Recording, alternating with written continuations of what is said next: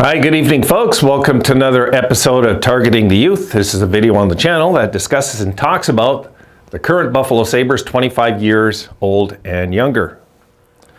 So let's take a look, guys. And tonight we are going to discuss Owen Power. I think it's a good time to talk about Owen, as he has been on a roll lately. This is some hockey player, folks. And I'm not just saying it because of the last few games. I was impressed with Owen Power this year when he had 0 goals. You know what I mean? You just know the offense is going to come with this guy too. So let's take a look at his numbers. Okay, so 45 games, 3 goals, 16 assists, 19 points. And nothing to go absolutely bonkers about. But folks, a plus 13 on the Buffalo Sabres. Let's keep that in mind. We could still say that to this point. Last year, 8 games, 2 goals, 1 assist. And he was also a plus 3 last year. So this kid is really the real deal. Not just because of numbers, it's because of what we see in the ice, guys. He's just so steady. Yes, he makes mistakes. Yes, he doesn't hit enough. That's okay. He's young. He's 20. He just turned 20. In November, he just turned 20. Let's wait. Let's be patient. He's 6'6", 218 pounds. You know what's funny? I was going to put the picture of him talking to Tage on the ice, and they're just standing there eye to eye talking. And this kid is like, he was 19 probably in the picture. You know what I mean? It's just weird, weird to look at. So a few things here I want to discuss, and you know, I think, first of all, just going right to the heart of this is we picked the right guy first overall, okay? I think Beniers is really awesome, but this is harder to find. A big, giant defenseman who's versatile, who plays smart, is harder to find. It's just harder to find than a good forward. It's harder to find. So, you know, like the year that Sam went number 2 and Ekblad went number 1, 2014, I believe, that draft, I wanted Ekblad. That's who I wanted. I wanted Ekblad because it's more of a rare thing in the draft, you know? So we picked the right guy, absolutely. So I want to get that out of the way. There's no doubt in my mind there. Now, let's look at just a few numbers here, guys, okay? When Owen Power gets a point, the Sabres are 12-2-1. So 12-2-1. Let that sink in. This is what their record is when he gets a point in a game. Now, for me, guys, that's a little mind-blowing for a guy that young to have that kind of impact on a team. Like I say, he just turned 20. He was just a teenager, which to me is insane. You know, to think it was just that short time ago. And I want to point out something else here. I'm just going to get it right now, which I should have kept the page open. I didn't, but here we go. Okay. Now, the last time Owen Power recorded a point and we lost, okay, was November the 15th. December, January. It's over 2 months. We can say that Owen Power has, whenever he records a point, we haven't lost. Mind you, though, there is one overtime loss, if you want to count that. That was November 28th. We lost in overtime. We went through a stretch where we were 2-2-1 with him when he registered a point. Then after that, wins. Everything's wins. We are building a good team here, guys. Okay, next thing.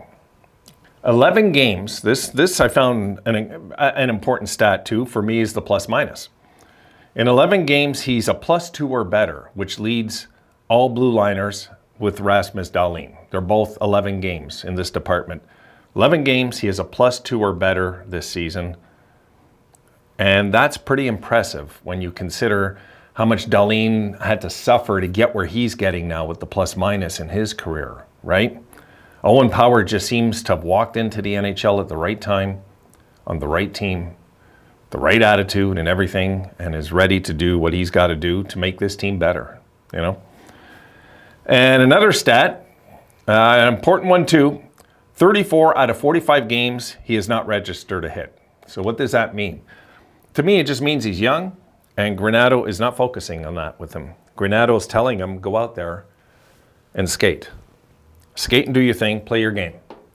But think offensively first, because we're an offensive first team, obviously. And get out there and just do it, you know?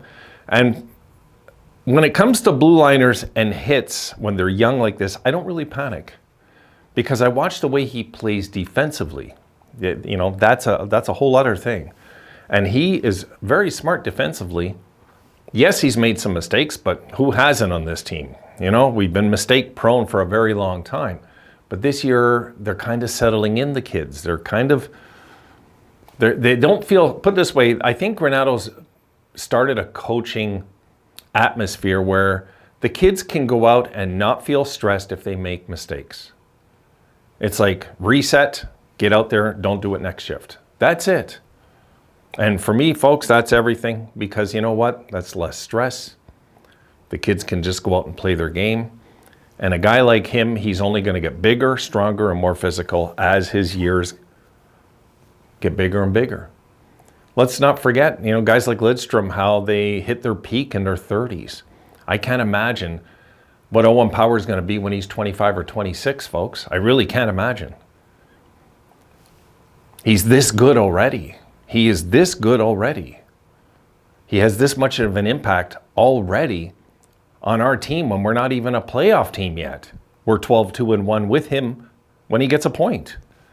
So it's like, you know, I'm a big fan of his. I really am. I mean, that's, you're not going to see me talk. I mean, once in a while, if he does a mistake, I'm going to mention it, point it out, saying, you know, he's got to stop doing this. But I mean, that's what fans do. You know, we're going to nitpick some stuff, but there's not much to nitpick about with this guy. I trust him when he's out there with the puck. I just do. I trust how he's a good coverage man. He's not a banger. He's not a guy that slams guys into the boards yet. I'll say yet. He's more of a coverage guy. And when he's out there, you better not turn the puck over to him, because he's going to skate right up to the goal with it if he can.